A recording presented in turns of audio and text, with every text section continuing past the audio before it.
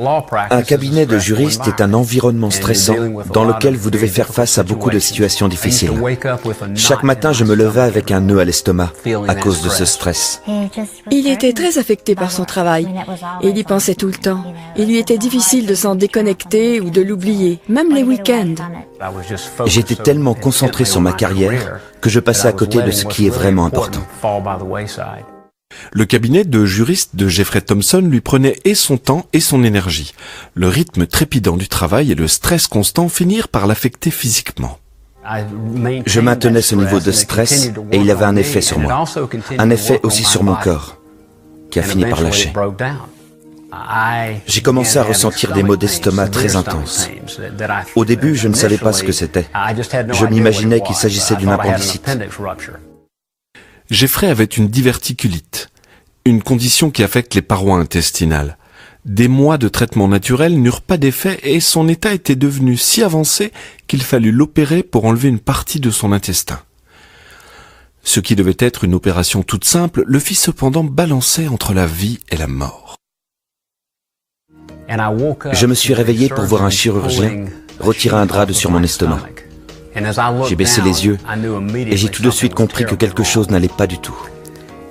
J'ai ensuite regardé le chirurgien dans les yeux et j'ai vu qu'il se faisait du souci. Cela faisait 24 heures qu'il avait une hémorragie. Et on lui avait continuellement donné du sang. Tout avait coulé dans son abdomen, dans son estomac, et il ne le savait pas. C'était effrayant. Je n'ai jamais vu quelqu'un être aussi pâle. Ses lèvres étaient tout à fait blanches. Mon horloge interne me disait que je m'apprêtais à mourir et qu'il ne me restait que quelques secondes de conscience. J'ai voulu agripper ma femme. Je voulais lui dire combien je l'aimais et que j'allais bientôt partir. Je me suis approchée et juste après, je l'ai perdu. Je voyais qu'il n'était plus là.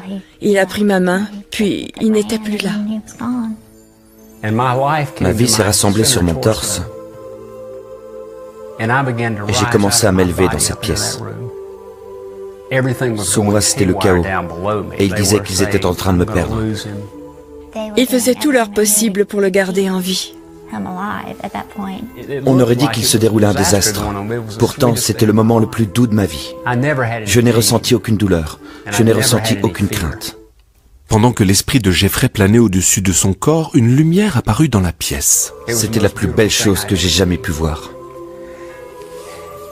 Elle a commencé au centre de la pièce, vers le plafond, puis elle s'est répandue tout autour et j'ai immédiatement été attiré par cette lumière. Alors qu'elle illuminait les objets dans la pièce, les couleurs me sont apparues comme jamais auparavant. Mes sens se sont développés et je pouvais voir cette pièce dans une parfaite clarté. Il y avait toute une dimension que nous ne voyons pas sur Terre. Je n'ai jamais été si vivant qu'à ce moment-là, c'était incroyable. J'ai tout à coup ressenti la présence de Dieu de manière très intense. Son amour, sa paix, sa joie. Ce qui me paraissait si incroyable, c'est que le Créateur de l'univers, qui a créé le soleil, la lune, les étoiles, cette terre et nous aussi, il est descendu pour me prendre dans ses bras, pour me consoler et me montrer son amour, comme si j'étais la seule personne de l'univers. Je me rappelle avoir pensé au fils prodigue. C'était la pensée que j'ai eue. Ce fils perdu qui était parti et qui s'était égaré était revenu à la maison.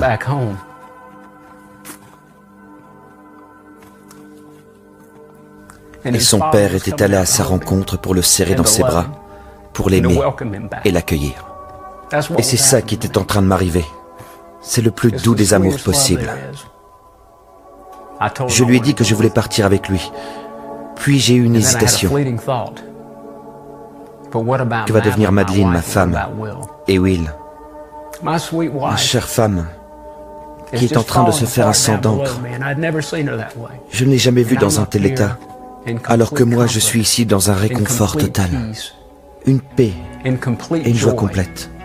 Ensuite, Dieu m'a dit au fond de moi que j'allais retourner.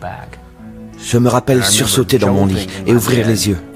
Alors que j'ouvrais les yeux, le chirurgien disait « Je suis en train de le perdre, il faut le reprendre en salle d'opération. » Jeffrey fut emmené en salle d'opération où les médecins stoppèrent le saignement.